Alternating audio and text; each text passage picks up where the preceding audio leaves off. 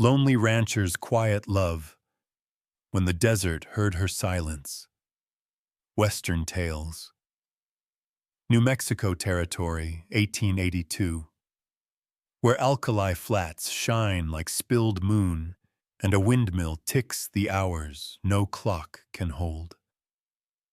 The auction yard at Las Piedras rattles with spurs and talk, tin cups clanking, a blacksmith's hammer ringing the air thin. Calder Ross stands at the fence, face baked honest by weather, a man who rides borders because borders don't ask questions. The light is gold and dust bent, and somewhere in that glare a truth he has carried since boyhood waits, patient as a buried coin no one dares to dig up.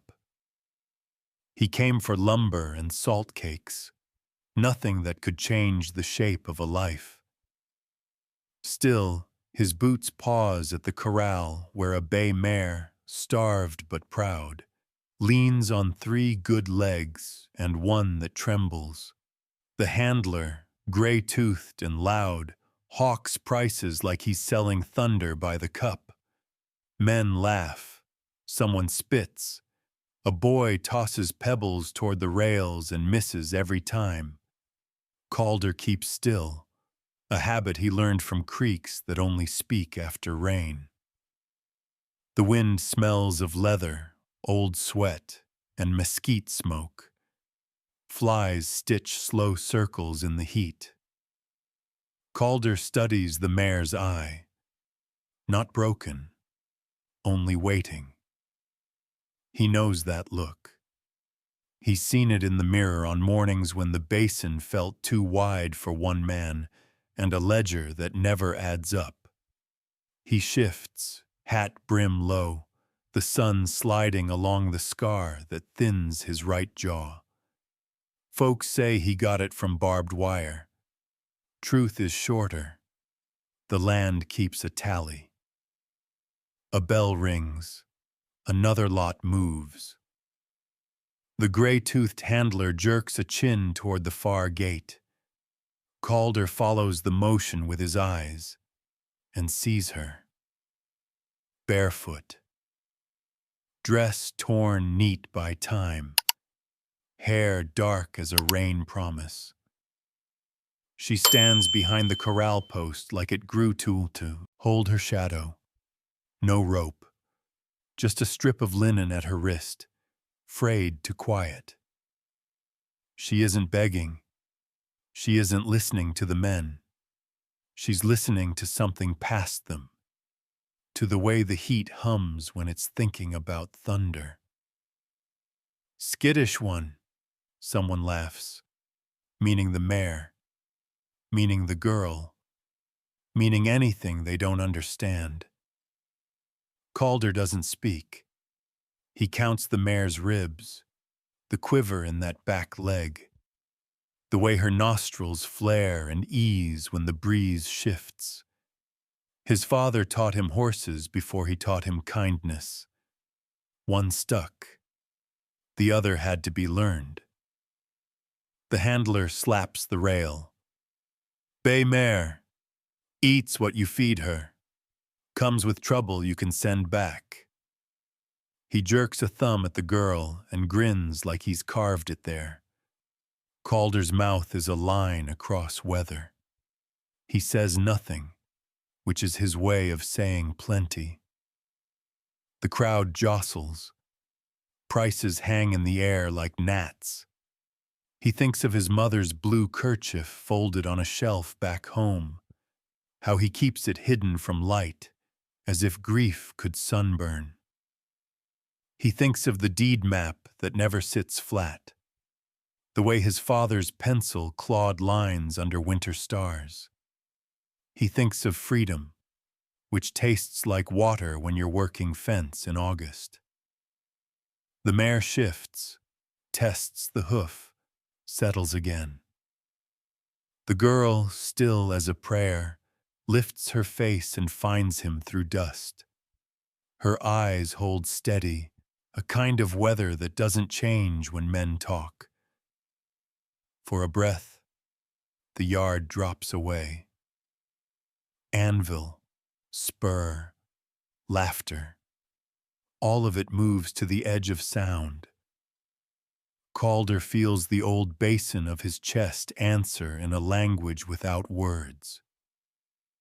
"Take it or leave it," the handler barks, mistaking silence for weakness.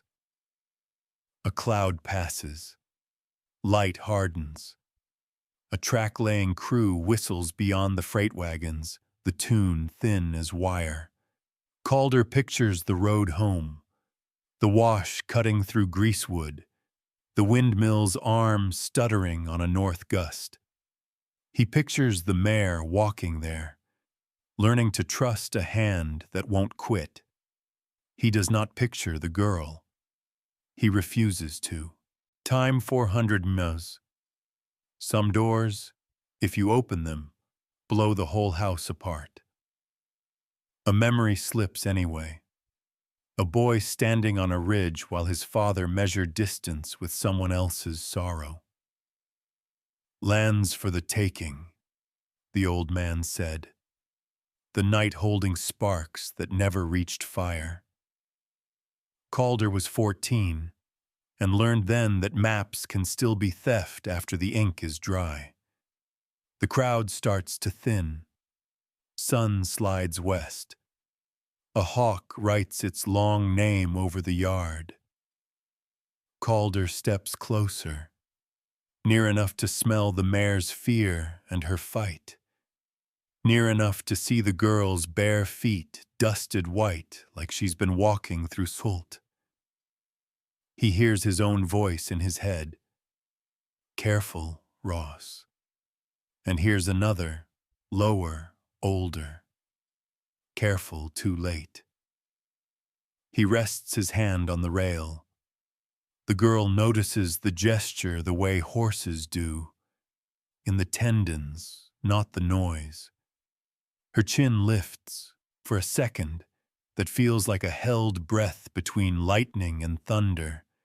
They agree on something someone else here is invited to understand. The handler grins like a trap springing. "You got coin, rancher?" Calder doesn't look at him. He looks at the mare, then at the girl. The wind shifts, bringing the far rattle of sheet metal from a roof that won't last another storm. Somewhere in that metal, the desert says, "Choose." He chooses to breathe, not to speak. The girl blinks once, slowly, as if counting down. The sun leaned low over Las Piedras, bleeding copper through the dust. The crowd thinned to the men who never left early, those who measured their luck in other people's losses. Calder stayed near the corral, hand still on the rail, the dry heat ringing in his ears like church bells without mercy. The gray-toothed handler took another pull from his bottle and swaggered toward him. "She don't hear a damn thing," the man said. "Don't talk neither. But she works quiet. That's worth something to a man like you, ain't it?" Calder didn't answer. The mare beside the girl shivered, ribs tightening under hide thin as paper. A wagon rattled past on the main road, wheels squealing, leaving a stripe of noise that faded quick. The girl didn't flinch. Her eyes stayed on Calder, calm and sharp, as if she could sense a tune behind the silence. The handler laughed to fill the space. "Come on, cowboy. You buy the horse, she comes along. 2 for 1. I ain't dragging her back." Calder turned slightly, his hat shadow cutting across his face. The girl's hair lifted in the wind, a single dark thread crossing the sun. She looked 19, maybe younger, her skin marked with travel dust and something harder. Endurance. She stood like someone born to wait. "How much?" Calder asked. "For the pair?" The man grinned. "More than they're worth. Less than you think." He tossed a small pouch of coins. The clink sounded louder than it should have, like judgment. Calder counted slow, methodical. When he met the man's eyes, the crowd had already begun to smirk. "You buying stock or starting a harem?" someone called. Laughter burst, then died just as quick. Calder handed over the money. "I'll take both." The handler staggered back, surprised by how easy it came. "She's yours now," he said. "Don't say I didn't warn you." He untied the linen from her wrist and dropped it into the dirt. "Time 400 mems." The girl didn't move until Calder stepped forward and opened the corral gate. "Come," he said softly, unsure if she could hear or if the word was just a sound he needed to make. She followed, steps light, careful. The mare limped beside her, leaning into the girl's presence more than the halter. Calder felt something shift, small, not sudden, like a door easing open in a house long shut. At the wagon, he lifted a canteen, offered it. She stared at it, then at him, waiting for permission that was already given. When she drank, water slid down her chin. She wiped it with the back of her hand, unashamed. "Got a name?" he asked. She hesitated, eyes narrowing as if searching through an invisible shelf of memories. Then she touched her chest, traced a single shape in the air. 3 short arcs. Calder guessed letters he couldn't hear. He nodded. "We'll figure it." They rode out of town while the sun folded itself behind the ridges. The road was thin and long, stitched through sage and stone. Calder held the reins, but she was the one who watched the horizon, face turned to the wind. The mare followed without rope, limping but loyal. Halfway home he glanced back. The girl sat straight in the wagon, both hands resting on her knees. Her gaze wasn't empty. It was fixed on something beyond sight. He remembered his mother once saying, souls hear God in the quiet." Maybe this one did. A coyote cried somewhere to the east, lonely as a cracked bell. The sound echoed across the plain. The girl lifted her head, eyes widening just slightly. She couldn't hear it, but she felt it. Calder saw the way her shoulders trembled, how she looked at him afterward, not frightened, but aware. By the time the first stars pricked through, the town's noise was a ghost behind them. The land opened wide and blue. Calder thought of the map folded in his coat pocket. The line that said Ross Ranch, 200 acres. His father's legacy. His mother's silence. He wondered if this girl, mute, nameless, tied once by a rag of cloth, would fit into that quiet, or break it.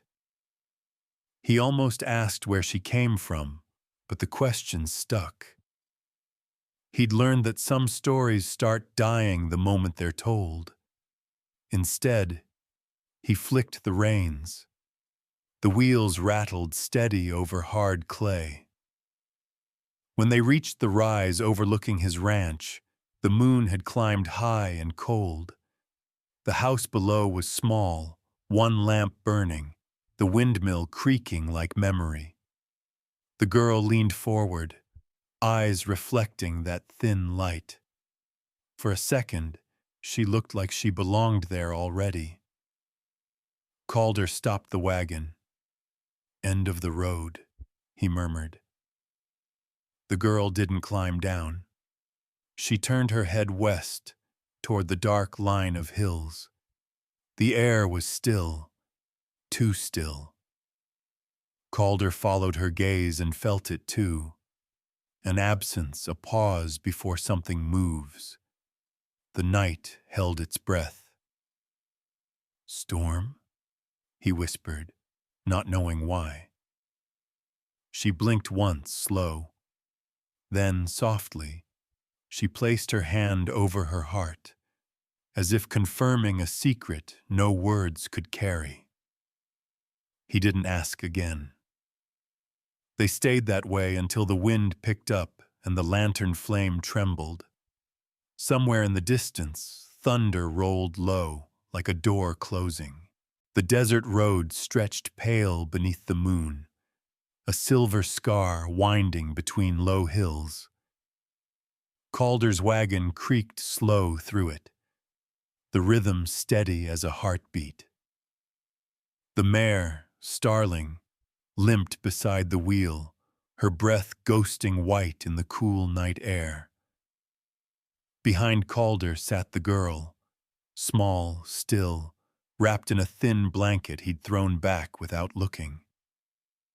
The silence between them was heavy, but not cruel. It carried the kind of weight that makes a man listen. He guided the team by memory more than sight.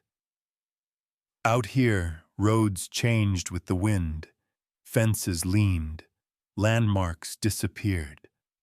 Only the windmill at his ranch stayed faithful, always turning, always moaning the same song.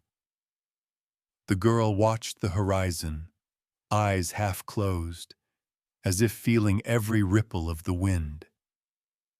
The smell of sage and dust clung to them both. Calder's hands stayed on the reins, though his thoughts drifted to places he never liked visiting. His father's voice shouting over rain, the sound of boots on wet soil, a boy's promise to grow into something decent. The wagon jolted over a rut. She caught herself by gripping the seat plank. When her fingers brushed his sleeve, he froze. It wasn't a desperate touch, just steady, deliberate. Then she withdrew, folding her hands back into her lap. But that brief warmth stayed. A coyote yipped somewhere beyond the ridge. Then another answered, higher, lonelier. The girl lifted her chin, eyes narrowing. She couldn't hear it, yet somehow she knew. The corners of her mouth twitched. Neither fear nor surprise, just acknowledgement. Calder studied her in the reflection of lantern light and found himself thinking, she listens to what the rest of us miss. "You'll have your own room," he said after a while, voice low, unsure if she'd understand. "It ain't much. Roof leaks sometimes." No answer, of course. But she looked at him, then nodded once, slow. The moon climbed higher. The night smelled of iron and rain, though no clouds showed. He remembered the year his mother died. A dry storm had rolled through the basin, thunder without water. His father said the sky was warning them that even God kept debts.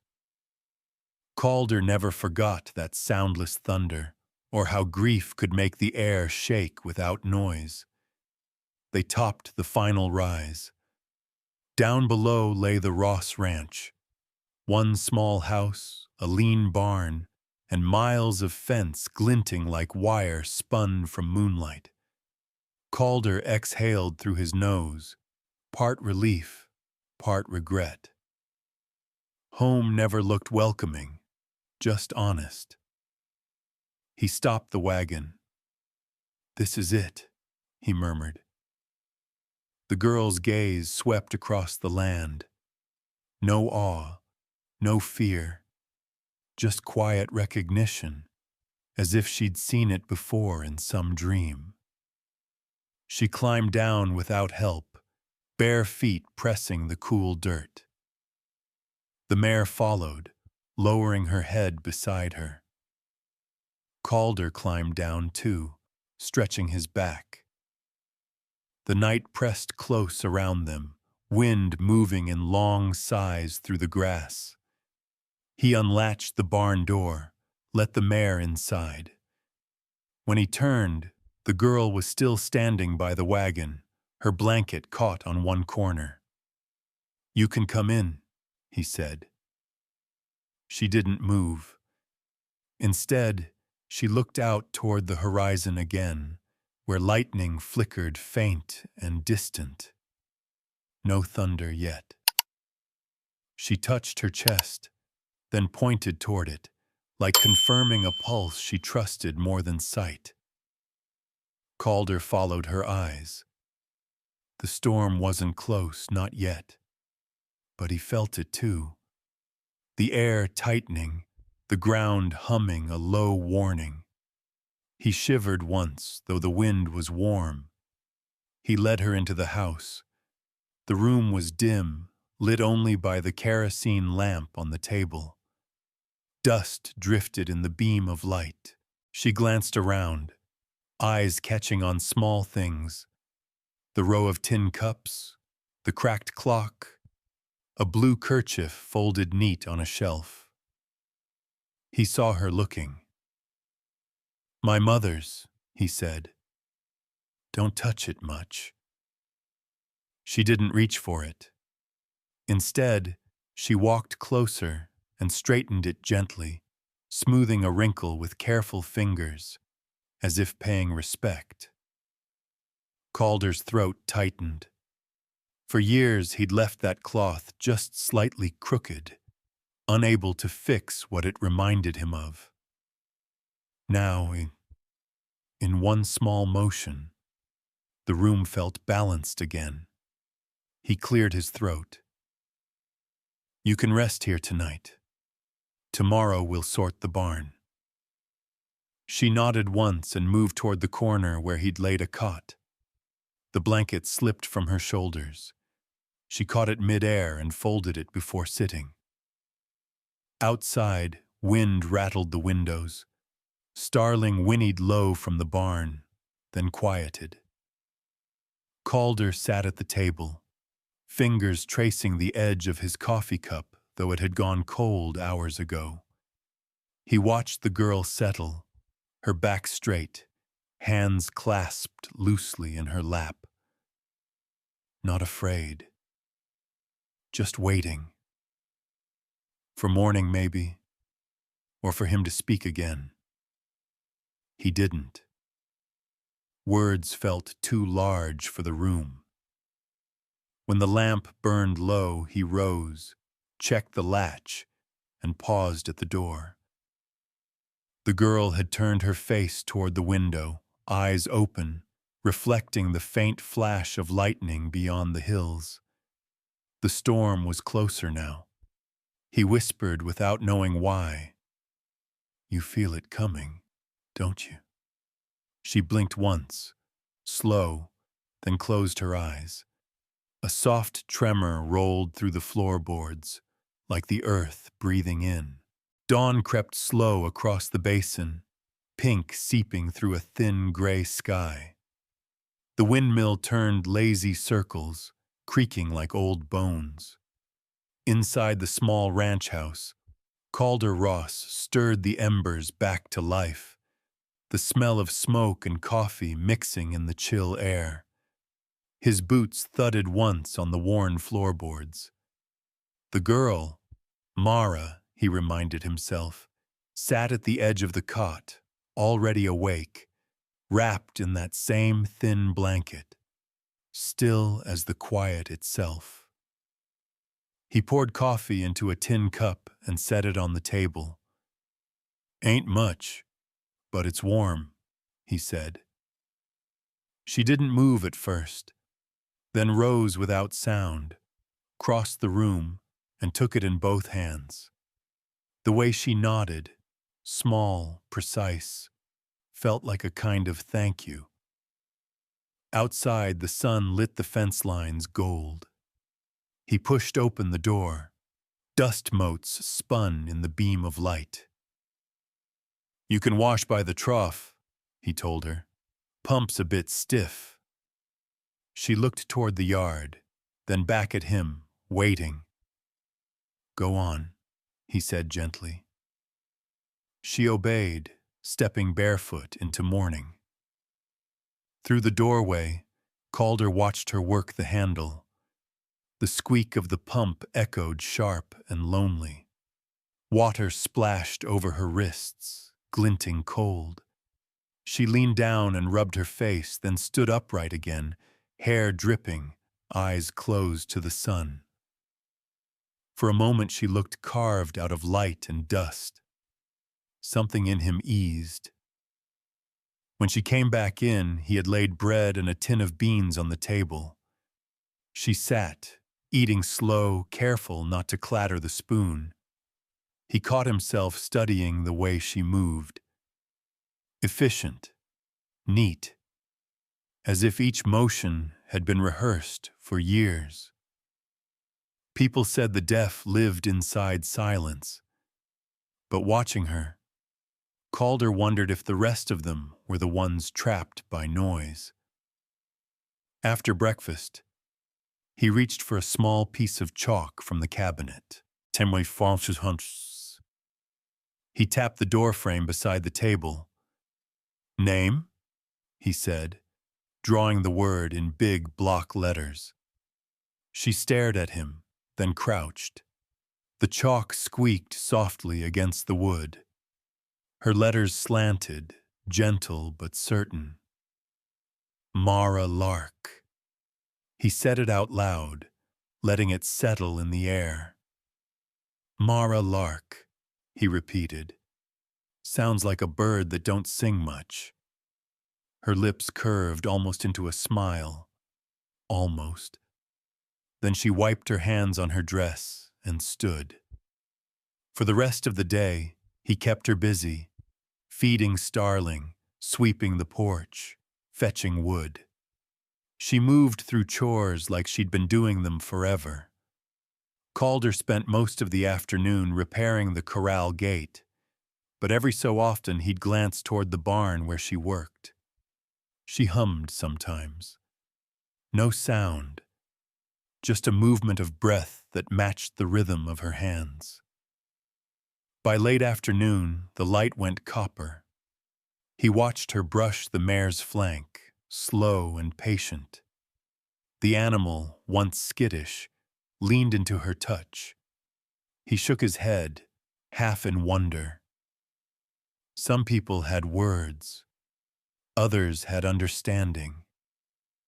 Inside the house that night, he found her standing near the shelf again, staring at the folded blue kerchief, his mother's. Without asking, she reached up, straightened it with the same deliberate care she'd given the mare. Her fingertips smoothed the crease as though mending something invisible. Calder froze at the doorway. That piece of cloth had hung crooked since the day his mother was buried. He'd never fixed it. Couldn't. Mara stepped back, turned, and met his eyes. She didn't smile, didn't ask. She just looked at him the way quiet looks at pain. Seeing it, not naming it. Something old shifted inside him, slow and painful, like ice breaking on a frozen trough. You didn't have to," he said. She tilted her head, unsure what he meant. He cleared his throat. "Guess it looks better that way." She nodded once, then moved past him to the small table. The lamplight caught on her hair, turning it the color of worn bronze. Outside, the wind pressed against the walls, soft but steady. Calder sat down, rubbed the back of his neck. For years, nights here had been silent in the wrong way. Empty, not calm. Now, even with no words between them, the air felt different, full somehow. He poured himself another cup of coffee, watched the flame flicker inside the lamp's glass. "You can stay," he said finally, voice rough, "for as long as you need." She looked up from folding her shawl, eyes unreadable but warm. Then she nodded. Once. Calder exhaled. That single gesture felt like a contract stronger than paper or ink. Later, when he checked the barn, he found the mare already lying down, breathing even, comfortable for the first time in weeks. In the straw beside her lay a small folded scrap of cloth. Mara's blanket, neatly placed as if she'd given the animal her own rest. He touched it lightly, then turned back toward the house. Through the open window, he saw her sitting near the dying lamp, head bowed, hands clasped around the chalk he'd left on the table. He smiled to himself, something small and reluctant. "Good night, Mara," he whispered. The wind shifted again, brushing against the doorframe, carrying a faint scent of rain. The next morning rose clear and sharp, sunlight spilling through the windows like new coin. Calder woke early, the habit of years, and found Mara already outside by the trough. Her sleeves were rolled, hair pinned back in a rough knot. She was scrubbing the pump handle with sand, slow and careful, as though even metal deserved patience. He leaned against the doorway, watching. The air smelled of sage and damp earth. In the distance, the windmill spun a rhythm steady as breath. For a moment, Calder forgot about the day ahead, the repairs, the endless fences. He simply watched her move. Quiet, deliberate, unbothered by the silence that used to choke this place. When she noticed him, she lifted a hand in greeting. It wasn't a wave exactly, just an acknowledgement. He nodded back, tugged his hat lower, and stepped into the yard. "You don't sleep much, do you?" he said. She tilted her head, waiting for meaning. He pointed to his eyes, then the horizon, then to her. She smiled, just a trace, and shrugged. He chuckled under his breath. "Guess that's answer enough." Inside the barn, Starling nickered softly. Mara followed him there, carrying a bucket of feed. The mare's leg looked better, still swollen, but steady. Mara crouched beside her, wrapping a strip of soaked cloth around the tendon. Calder stood back, amazed by how the animal calmed under her hands. "Most horses fight a stranger," he said, "but not you." She looked up, her expression unreadable, then tapped twice on the bucket rim. 2 soft knocks. He frowned. 2 means good? She nodded, eyes bright. He pointed at the mare, then at the floor, tapping once and dragging his finger slowly. "Bad?" Another nod, and just like that, they had words. Not many, but enough to start. Through the afternoon, she cleaned the porch, boiled water, patched an old saddle strap. Calder watched her invent language out of rhythm. 2 knocks for yes, 1 drag for no. When he asked if she was tired, She simply tapped twice. Later, he handed her a board he'd cut from pine and placed a stub of chalk beside it. "If you need to say more," he said, "try this." She ran her fingers over the surface, tracing invisible words before writing any. Then she smiled, faint and fleeting. By sundown, the light turned bronze again. Calder sat on the porch steps, rubbing oil into his gloves. Mara joined him, holding a small tin jar wrapped in cloth. She set it down beside him and pointed to his hands. "What's that?" he asked. She unwrapped it. Pine resin mixed with oil, warm from the sun. Then she dipped 2 fingers, reached for his palm. He hesitated, but she was already smoothing it into the cracks of his skin. Slow, gentle. The scent of sap filled the air. He swallowed. "You've been watching me work too long," he said, half smiling. She looked up, met his eyes, and tapped her chest. 3 times, steady. "What's that mean?" She pressed his hand once, then released it as if saying, "Because it hurts there too." He didn't ask again. The wind carried a faint sweetness from the jar, and for the first time in months, his hands didn't ache. As dusk settled, they shared supper in silence. Outside, coyotes called from far hills, but neither moved to shut the door.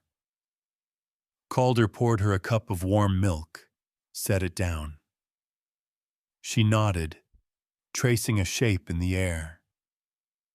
3 small arcs. He guessed letters again, but let them drift away. When she stood to leave, she tapped twice on the table and pointed to him. "Good," he said softly. She nodded, her eyes crinkling in something that was almost laughter. After she went to her cot, Calder sat alone by the lamp.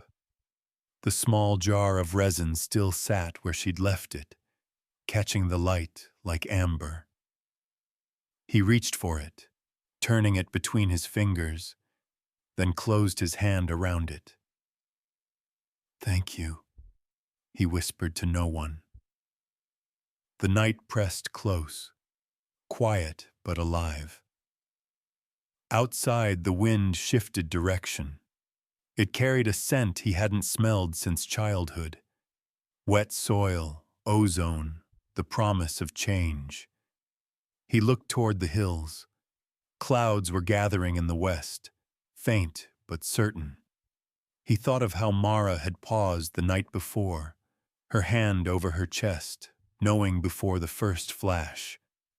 He murmured to himself, "You always know, don't you?" By the 3rd morning, the air had changed. The wind that usually crawled lazy through the grass now held its breath. Even the crows on the fence posts sat silent, their wings tucked, their black eyes restless. Calder noticed it first in the way the sky looked. Too pale, too clean, like glass before it cracks. He stepped out onto the porch, rolling his shoulders, the sun already harsh enough to sting. Mara was kneeling by the barn door, her hands buried in a bucket of feed. She paused, looked up, and tilted her head as though catching a whisper from the ground. Her hair blew across her face, but her eyes stayed fixed westward. Calder frowned. "Hot wind comin'," he muttered. Mara stood, brushed off her palms, and walked toward him. She pointed at the horizon where the hills blurred in heat. Then she touched her chest once. Slow, deliberate. "You feel it?" he asked. She nodded, then pressed her palms to the earth. He watched, uneasy, as if the desert itself were speaking through her. A faint tremor shivered through the dirt beneath his boots. It might have been nothing. Wind, a shifting root, but it made the hairs on his arms stand. He glanced toward the sky again. No clouds, no dust, nothing yet. He laughed once, low and nervous. "You always know before the rest of us, don't you?" She didn't move, only lifted her hand, tracing a circle in the air. Calder didn't understand, but somehow he didn't need to. All day the world seemed to wait. The cattle stayed near water troughs, heads low. Starling refused to leave the shade, stomping her good hoof when Calder tried to lead her out. The air pressed heavy on every surface, thick with the scent of iron and sage. By evening, the light went, strange, too bright, then too dim. The windmill slowed until it barely creaked. Calder was mending a fence line when he felt it. The sudden drop in temperature. The quiet before something breaks. Mara appeared at the edge of the field, barefoot, her skirt whipping around her knees. She waved both arms, urgent. He straightened, confused. She pointed to the barn, then to the sky, then crossed her arms tight in front of her chest. He started to call out, but stopped himself. He didn't know if she'd hear. He dropped the tools and ran. By the time he reached her, the first flash split the western ridge. The sound came late, rolling deep underfoot. She grabbed his sleeve, pulling him toward the barn. Her grip was strong, steadier than fear. "What is it?" he shouted over the wind that had finally begun to move. She pointed upward, storm, and then down to the horses.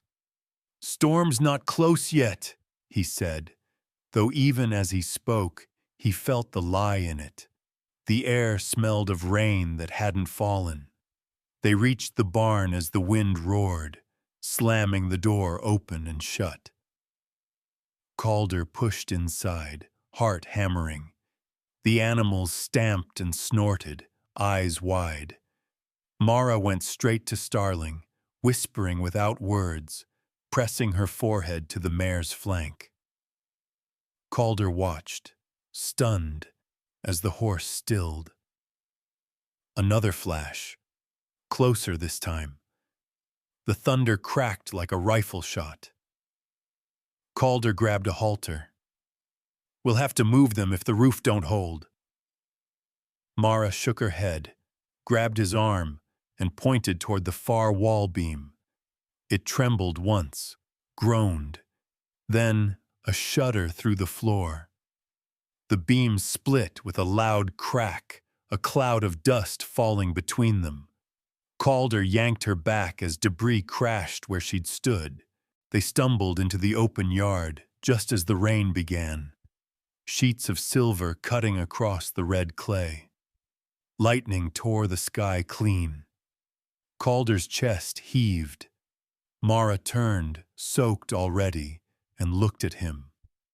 Not frightened, not even surprised, just sure. He stared back, the realization hitting like thunder itself. She hadn't guessed the storm. She'd known. Rain poured down in sudden mercy. The dry land hissed beneath it, drinking greedily. Calder wiped water from his face, laughing once in disbelief. "You knew, didn't you?" Mara blinked, rain tracing her cheeks like tears. She placed her hand over her heart, then reached out and touched his chest once. He felt the vibration, steady, calm. He couldn't explain it, but in that brief, silent exchange, the storm around them felt almost like music. When the worst had passed, they returned to the barn. The beam had fallen but hadn't crushed anything. The horses stood close together, trembling but alive. Calder leaned against the doorway, exhausted. Mara knelt beside Starling, checking her leg again. He wanted to speak, to ask how she'd known, but the words tangled. Instead, he just said softly, "Thank you." She looked up. Her eyes glimmered with lamplight from the house, or maybe from lightning far off. She tapped twice on the floorboards. Good. Outside, the rain slowed to a whisper. The windmill creaked again, slow and steady. Calder exhaled, the breath trembling with something that felt like faith. Night fell heavy after the storm, clouds dragging low like tired sails. The air smelled of wet dust and smoke from distant lightning. Calder Ross stood outside the barn, shirt clinging to his back, the lantern's flame shivering in his hand. The rain had stopped, but thunder still grumbled far across the mesas, like an argument the sky hadn't finished. Inside, the horses stamped nervously. He heard Starling's uneven breathing and stepped in. The roof leaked in thin silver threads. Mara was already there, crouched beside the mare, her wet hair plastered to her face. She pressed her hands along the animal's flank, palms open, slow, patient. The mare shifted, then calmed, lowering her head to the straw. Calder knelt beside her. "You're something else," he said quietly. Mara looked up. The lantern's light caught her eyes. Brown, deep, alive. She lifted her fingers, pointed to his hands, then to the beam above, split but holding. "I know," he said. "Could have gone worse." She nodded once. Her lips moved, shaping a soundless good. He smiled without meaning to. "You saved him. Saved me, too." She tilted her head, confused by his voice's softness, but said nothing. He realized she didn't need to understand the words. The tone was enough. A gust pushed through the open door, scattering straw. Calder rose and shut it tight. When he turned back, Mara had taken his coat from a peg and draped it around the mare's back. Starling snorted once in approval. He leaned on the post, watching. Rainwater dripped from his hat brim, fell between them, hissing on the lantern's flame. He didn't move to relight it. Darkness felt, fitting somehow, warm, shared, unspoken. Minutes passed. The storm rolled east, leaving behind a sky streaked with moonlight. Calder finally spoke, voice a rasp. "How'd you know it had hit tonight?" She met his eyes, then laid her palm over her chest. Her fingers tapped once, twice, then flattened against her ribs. He understood. She felt it. He nodded slowly. "Guess that's better than any weather gauge." She smiled then, barely, but it reached her eyes. He reached for the lantern again, setting it upright. The light flickered back to life, throwing gold across her face. For the first time, he saw her differently, not as a stranger or burden, but as someone who belonged here. As much as the dust, the horses, the stubborn wind. Outside, water ran in tiny rivers through the ruts. Calder stepped to the doorway, looked at the soaked earth, and thought of his father's voice saying Anne's worth what it can endure. He turned back to Mara. "You can't hear thunder," he said softly, "but maybe you hear what comes before it." She looked at him, eyes reflecting the flicker of flame. Then she touched her chest again, a gesture so slow it felt like prayer, and pointed at him. "Me?" he asked. She nodded. He swallowed. "Before thunder, huh?" Another nod. Calder laughed quietly, shaking his head. "You're something." They stayed there until the lantern burned low. The barn was warm now, alive with the sound of horses settling. When he finally turned to leave, Mara stood beside Starling, her hand still resting on the mare's neck. "You should rest," he said. She pointed toward the house, then to him, questioning. "I'll be there soon," he promised. Mara hesitated, then brushed her fingers across the mare's mane and walked toward the door. As she passed him, the edge of her sleeve brushed his wrist. Just a whisper of contact, yet enough to make him forget the chill. He watched her cross the yard, her figure small against the pale sky. The lantern light followed her for a few steps, then faded. When Calder finally returned inside, the fire in the hearth had gone low. He poured himself a drink, stared at the empty chair across the table, and thought of her palm pressed to her heart, the way she'd pointed to him. Outside, the last echo of thunder rumbled somewhere far beyond the hills, softer now, like gratitude instead of warning. He raised his glass toward the sound.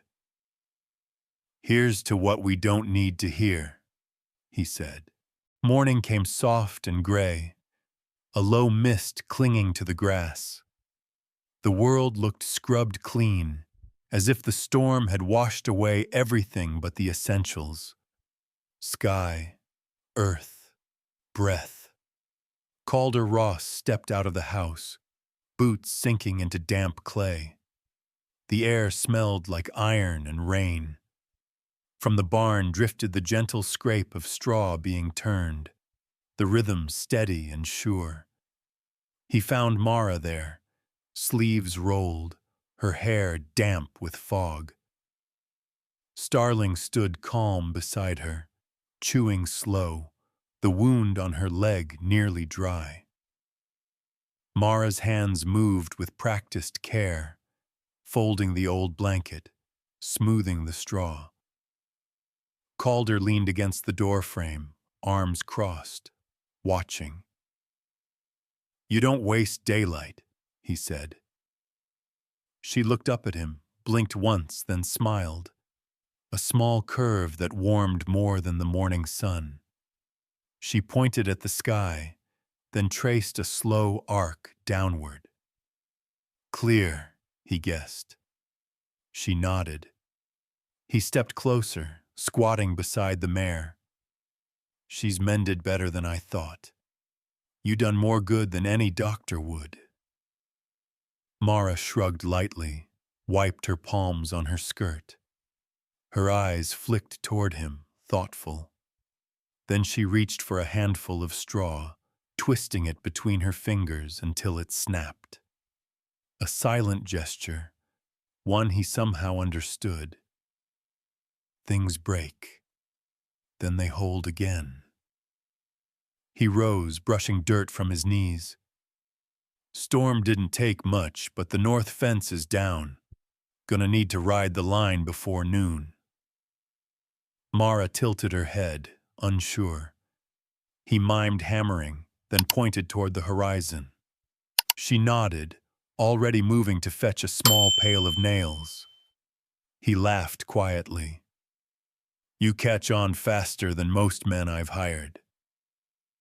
They worked together through the day, Calder setting posts, Mara handing him tools, both of them speaking in a language made of glances and gestures. At one point, when the sun reached its peak, he caught her wiping sweat from her brow with the back of her wrist, her face bright in the light. For a fleeting second, he forgot she was a stranger. When the last nail was driven, he sat back on his heels. "Good as new," he muttered.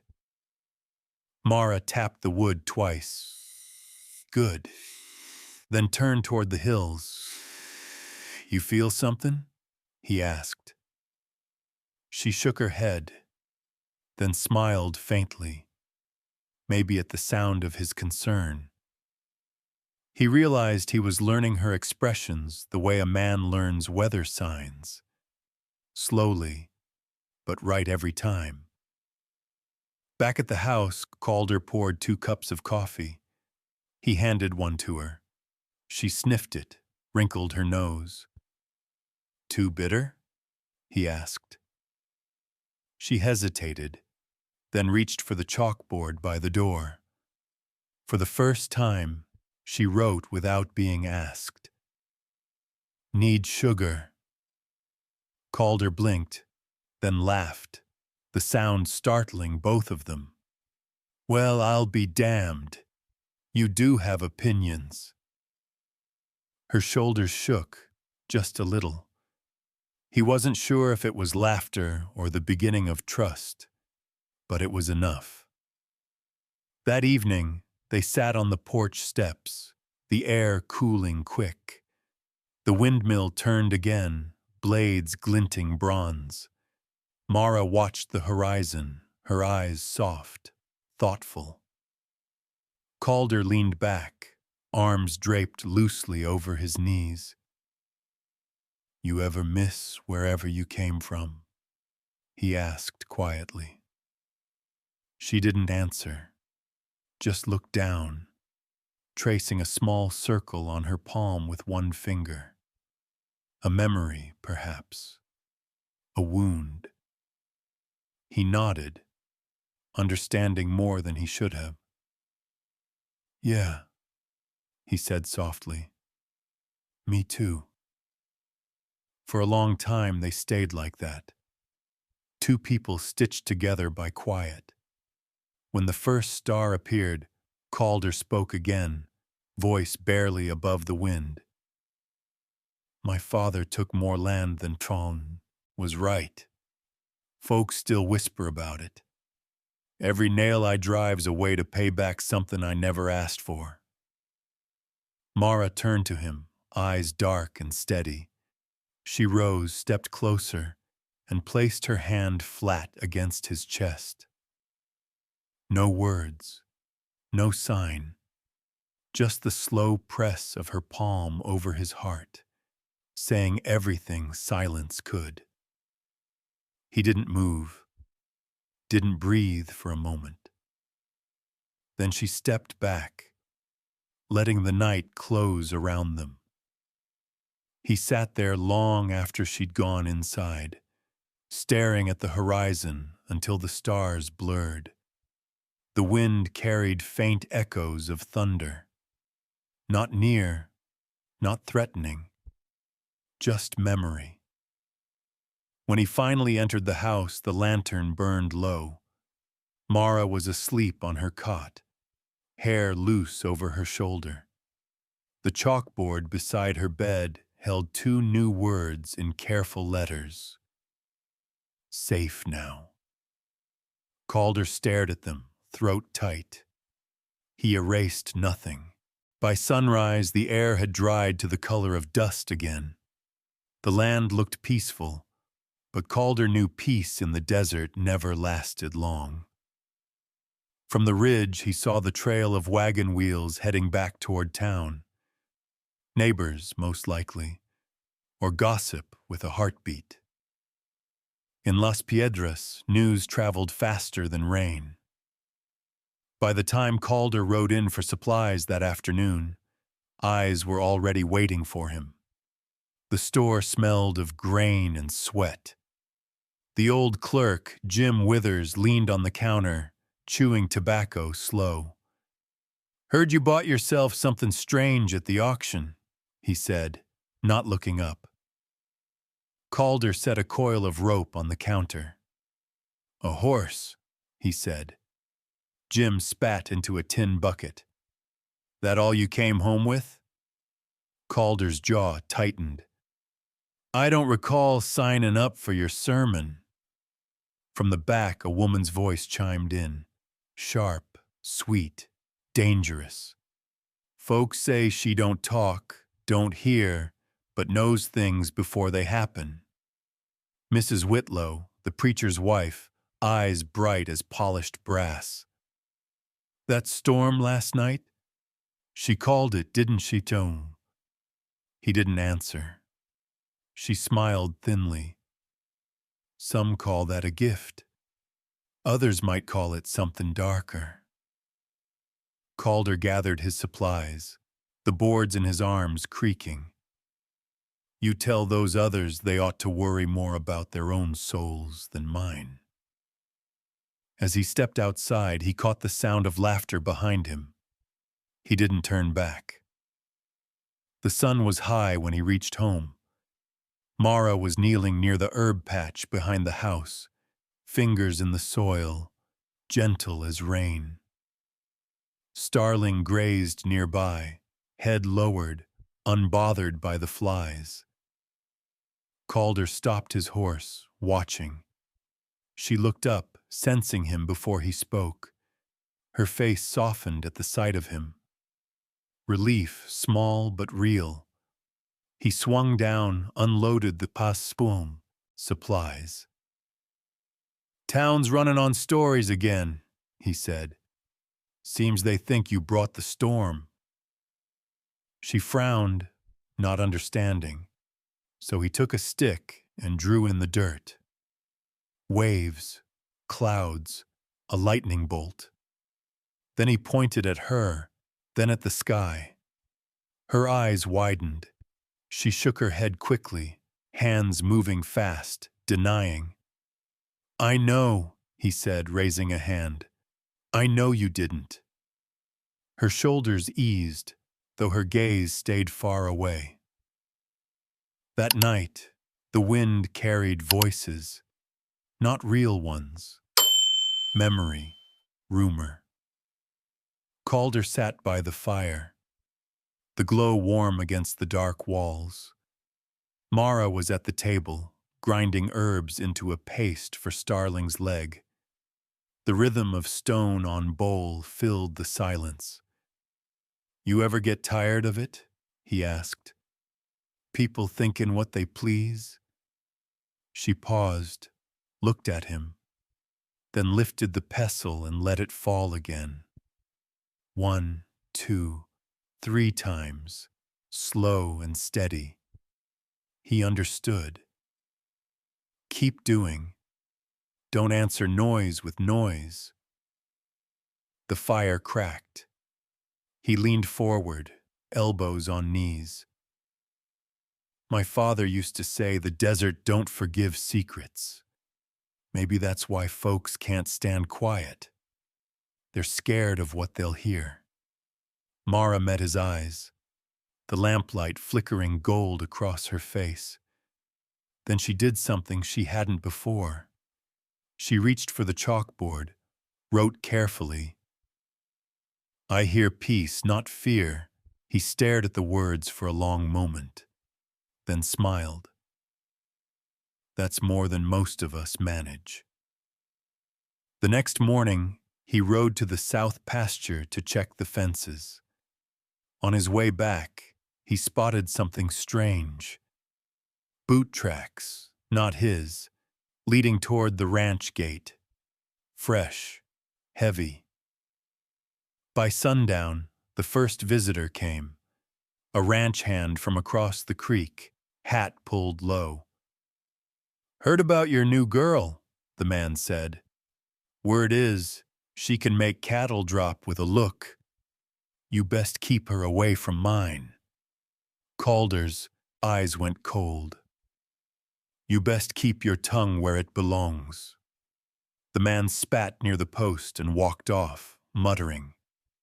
Later, when the sun dipped and the desert turned red again, Calder found Mara sitting by the fence line, her face turned west. The light caught her hair, turning it the color of copper. He sat beside her, close enough to hear her breath. "They're talking," he said quietly. "Won't stop soon." She turned her palm upward, traced a circle on it, then tapped twice. "Still good?" he asked. She nodded once. But even as she smiled, her fingers tightened around the fence rail, and he saw the truth. The silence that once healed now weighed heavy. Night fell slow. In the dark distance, faint orange glows flickered.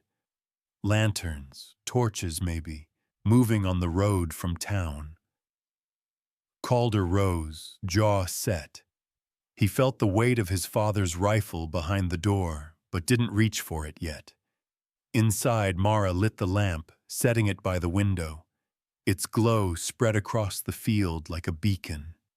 He stepped beside her. "You're not scared?"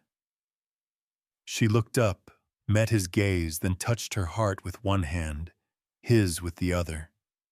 He understood. Not scared, just waiting to be heard. The night hung thick as smoke. The only sound, the low hiss of wind sliding through the grass. 8 figures stood by the ranch gate, their torches unlit but ready. The kind of silence that comes before judgment. Calder Ross stepped out of the barn, coat open, hands empty. The moon cut across his cheekbones, making him look carved from the same dry land he defended.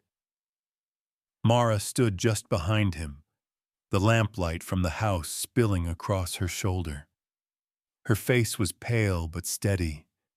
She didn't flinch, didn't hide.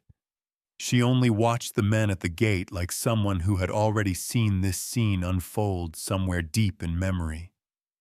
The leader, Jim Withers, the old storekeeper, spat in the dirt and took a step forward. "We want her gone, Ross. Ain't natural what she does.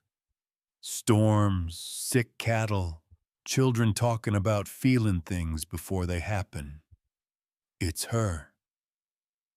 Calder's voice was calm, but his eyes were sharp. "Storm's been coming to this land long before she did." Withers jabbed his torch toward the house. "She listens to what she shouldn't.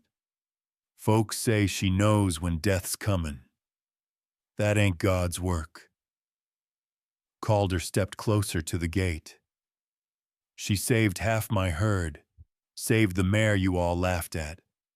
If that's devil's work, maybe you're praying to the wrong side." The murmurs rose. Behind him, Mara moved forward. She placed her hand lightly on the post, then on her heart. Her gaze swept over the crowd, calm, unwavering. "Don't let her look at you," one man whispered. "That's how it starts."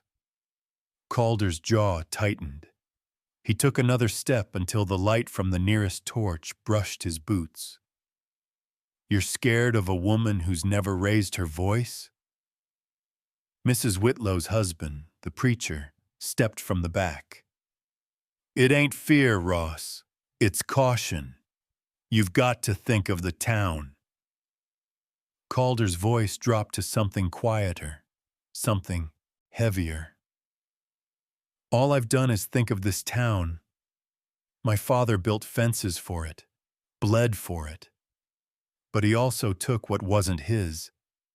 I've been trying to give a little back ever since.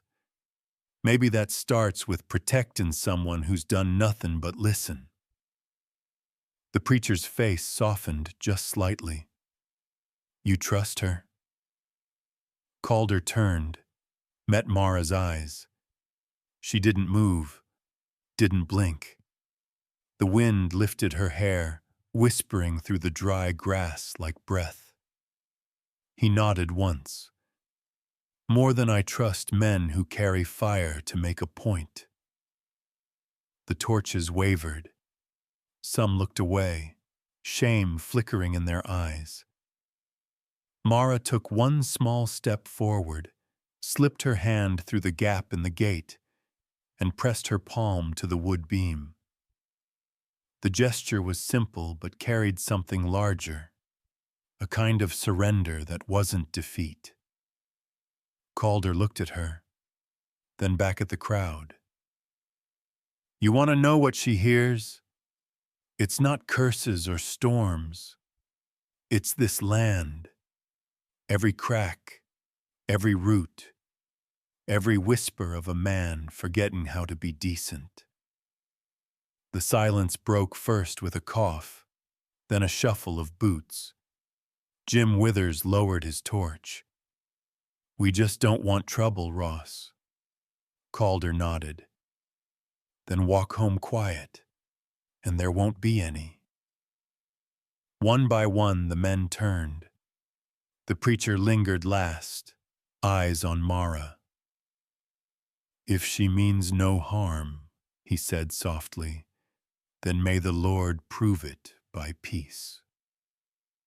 She already has, Calder replied. When the last torch disappeared into the night, the gate creaked as the wind picked up again. Mara stood still, her palm still resting on the post. Calder reached over, laid his hand over hers.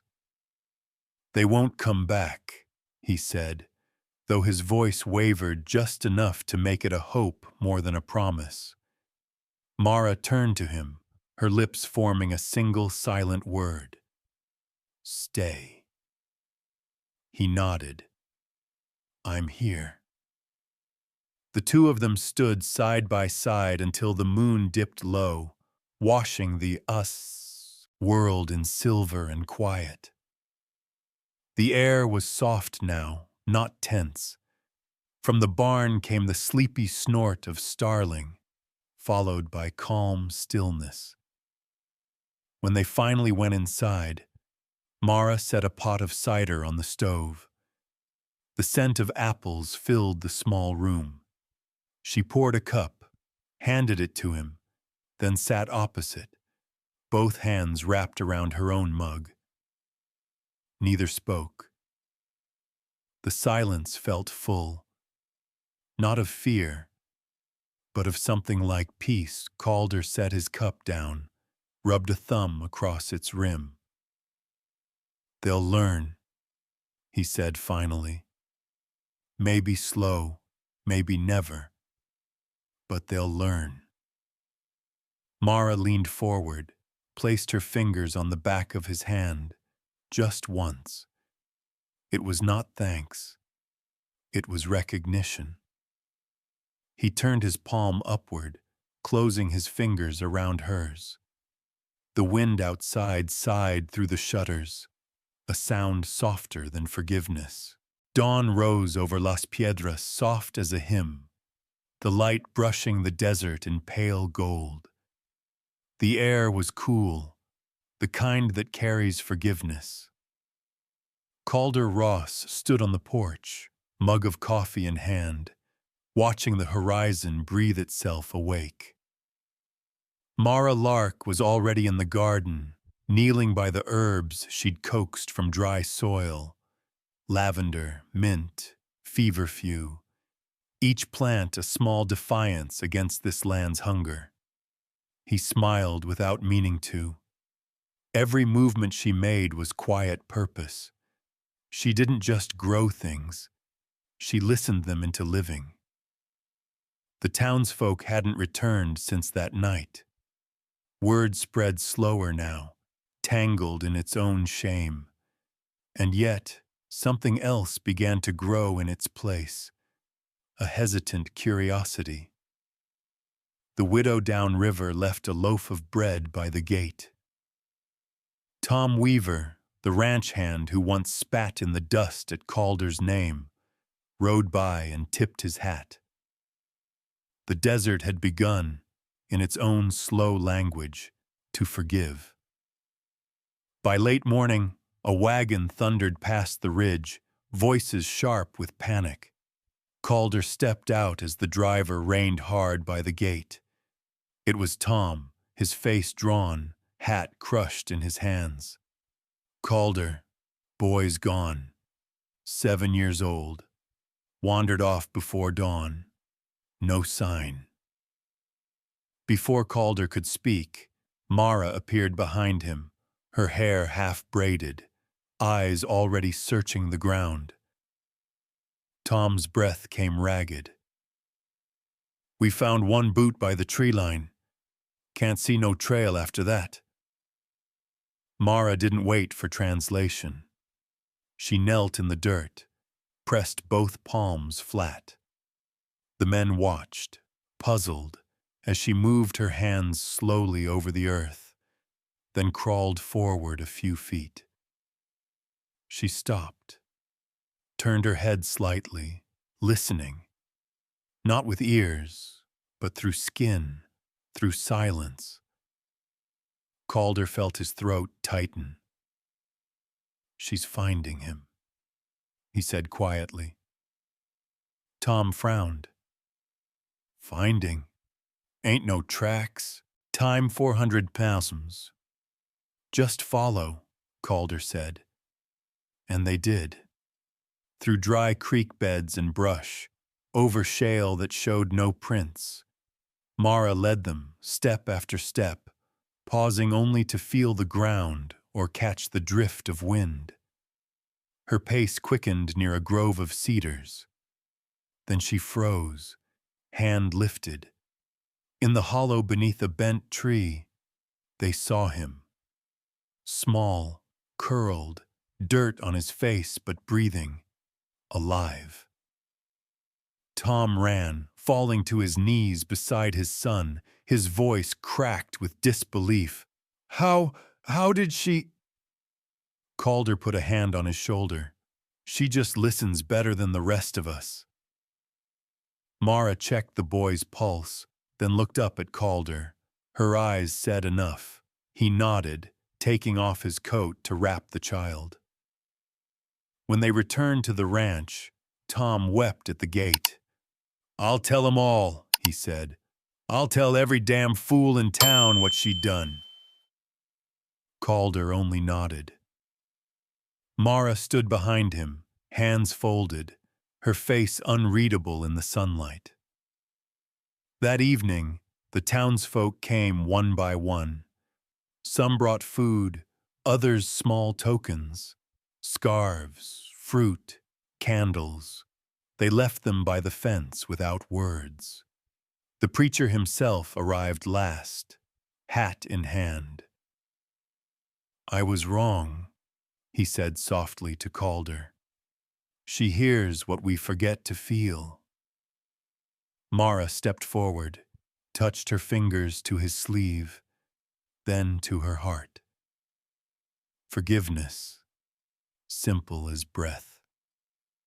When night fell, the stars returned, unashamed. Calder sat on the porch with her beside him, their hands resting close but not yet touching. The air smelled of sage and smoke. "You did something today," he said. She shook her head slowly, writing on her slate. "He called. I listened." He read it twice, then smiled. "That's all any of us ever needed to learn." From the barn came Starling's low nicker, steady, content.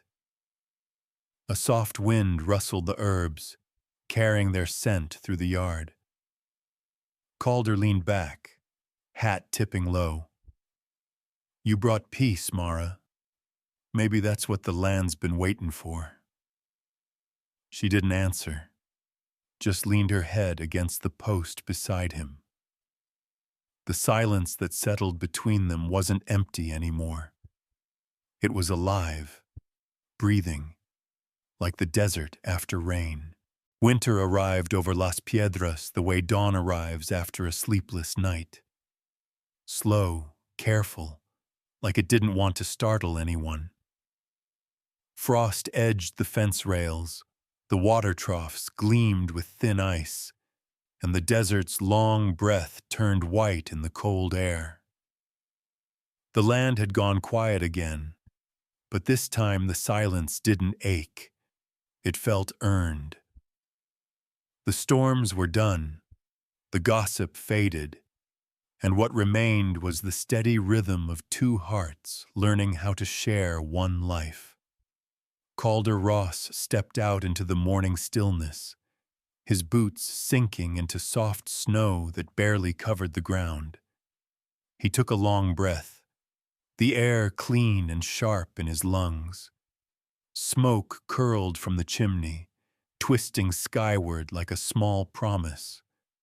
Somewhere in the barn, the horses shifted, snorting clouds of white.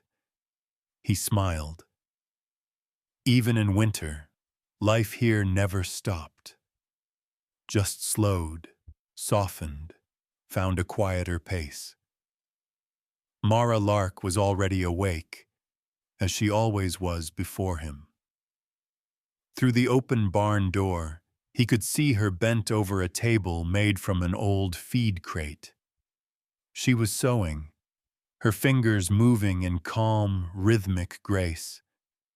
The morning light through the slats turned her hair into threads of copper and ash. He leaned against the doorframe, watching. "You've been at that since before sunup, haven't you?" She didn't look up, but her hands paused. She glanced over her shoulder, smiling faintly, then nodded once. Her fingers brushed the fabric, a cloak, he realized, pieced together from whatever scraps she could find. Worn wool, leather patches, even the lining of his old trail coat. Every stitch was slightly uneven, but sure, like she'd learned to trust her own hands instead of the world's noise. When she held it out to him, her eyes said everything her lips did not. "Yours." He took it carefully, feeling the warmth her touch had left in the seams. "You made this for me?" She nodded again, her eyes steady, proud but humble in that quiet way of hers. He slipped the cloak over his shoulders. It smelled faintly of cedar smoke and pine resin. The fit wasn't perfect. It never is when something's made by love instead of measure, but it sat on him like it belonged. "Fits better than anything I ever bought," he murmured. "Guess I'll owe you a new coat in spring."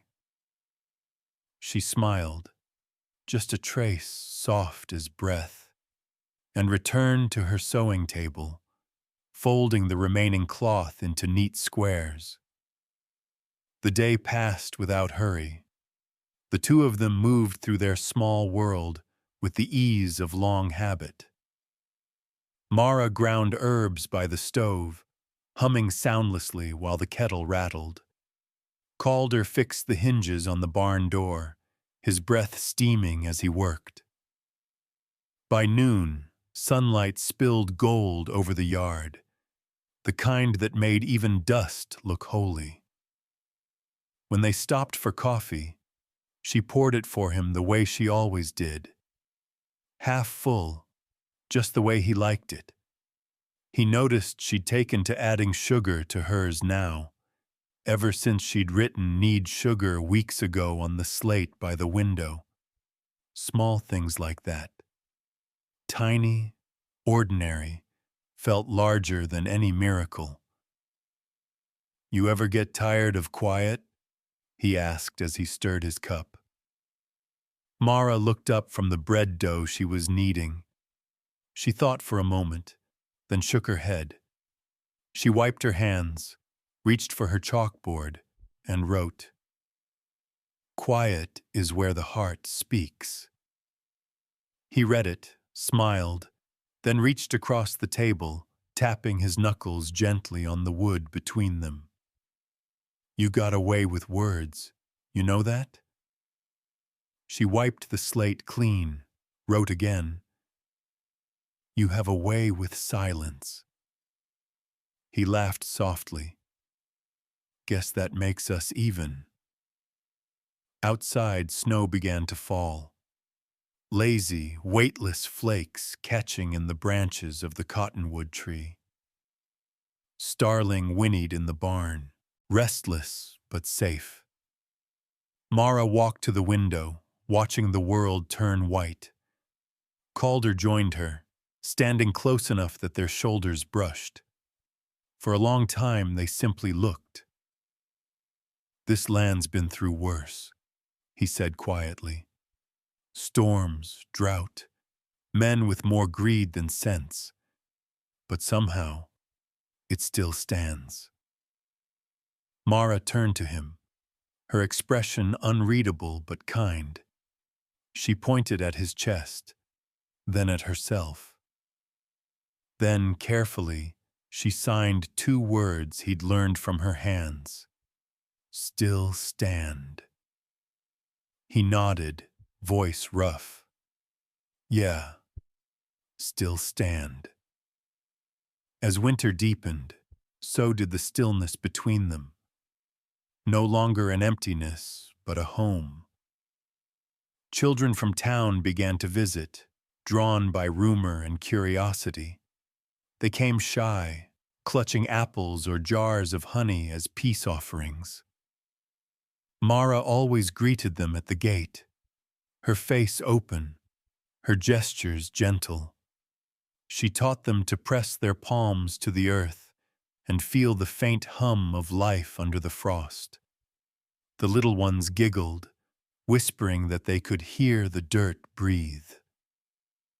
Calder would watch from the porch, arms crossed, pretending not to be moved. But each laugh that drifted on the cold wind softened something in him that war and loneliness had once hardened.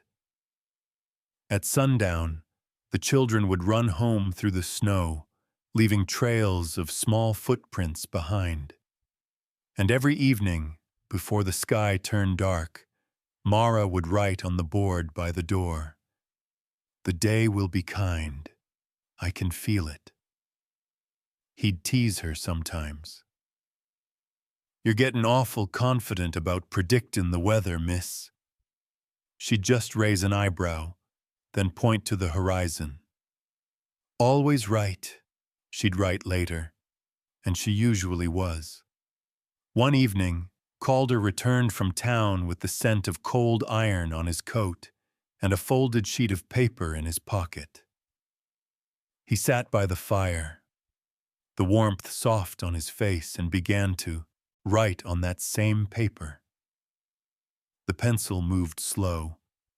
He wasn't good with words, but he tried anyway.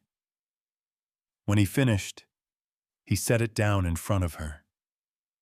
She read it silently, tracing each line with her fingertip.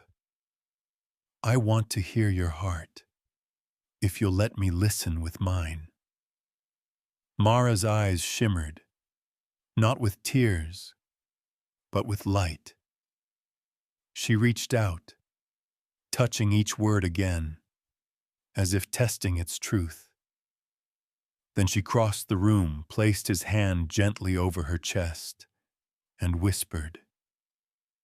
A sound so fragile he almost thought he'd imagined it.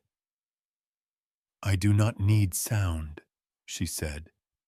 Her voice was breath and warmth, not volume. "Only you." He didn't speak. He couldn't. He just nodded, his thumb brushing the pulse beneath his fingers. "I hear you," he whispered. "Always have." Outside, the snow drifted down harder, blanketing the land in white. The wind chime, Mara's invention, made from old horseshoes and bits of wire, swayed beneath the cottonwood tree. Its hum rolled through the night, low and calm, the voice of peace itself. Over the next weeks, life folded into routine again. Calder fixed the north fence before thaw. Mara tended to the sick foal born too soon, humming soundless comfort as she wrapped its tiny legs. They cooked together in the evenings, beans, bread, coffee, and shared quiet stories through looks and touches. Sometimes, when the fire burned low, Calder would play his harmonica. The tunes had no name. They were born from the moment. Mara would close her eyes, swaying slightly, her fingers tapping against her thigh in rhythm. He never told her, but every song was written for her. One night, under a sky deep enough to swallow thought, they sat outside on the bench he'd built beneath the cottonwood. The horizon glowed amber with the last light of day, and the desert stretched wide, forgiving. Calder poured 2 mugs of tea, handed one to her. The steam curled between them like a thread binding breath to breath. "You ever wonder if this'll last?" he asked softly. Mara looked at him for a long time. Then she smiled, the kind of smile that lives between people who no longer fear tomorrow. She wrote one word on her slate: "Already." He frowned. "Already what?" She tapped her chest once. "Already lasting." He laughed, low and warm, the sound carried away on the breeze. They sat that way for a while, the world hushed but alive. He began to play again, the harmonica's song slow and wistful. Mara rested her head against his shoulder, eyes closed, silver threads glinting in her hair. The sound drifted through the valley, across the frozen fields, into the heart of the desert that had once kept its secrets buried too deep. When the last note faded, she lifted her head, looked at him and, just for a heartbeat, laughed aloud. Not a loud sound, but a real one. Fragile, bright, trembling like wind over glass. It startled him, then broke into his chest like sunrise. He smiled, kissed her temple. "That's a sound worth remembering." The sky deepened to violet. The stars blinked awake. The wind carried their quiet through the cottonwood branches, into the hollows, across the open plain. For once the desert didn't echo. It listened. And in that listening, everything was heard. And so out on the quiet plains where wind and time move slow, Calder Ross and Mara Lark found something most folks spend a lifetime searching for. Not a miracle, not a grand love shouted from rooftops, but a peace that hums soft between 2 hearts that finally learned how to listen. Their story isn't about noise or drama. It's about stillness, kindness, and how even silence can be full of music if you're willing to hear it. If this story brought you a bit of warmth tonight, maybe reminded you of someone you once loved, or someone you still do, we'd love to hear from you. Share your thoughts, your memories, or simply leave a few kind words in the comments. Every story you share helps keep the spirit of the Old West alive, not the wild one of guns and glory, but the quiet one of heart and home. So if you felt something here, a whisper, a piece, a memory, please give this video a like, subscribe to our channel for more tales like this, and ring that little bell so you don't miss the next journey across the western horizon.